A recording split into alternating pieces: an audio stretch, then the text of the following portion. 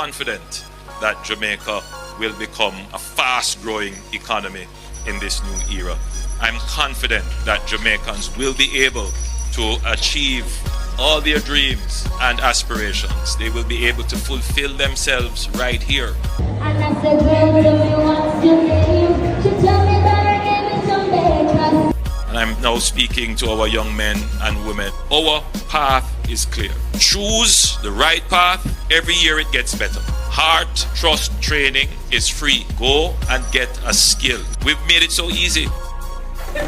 So you guys play dominoes while Yes, we know. to keep yourself entertained. Yes.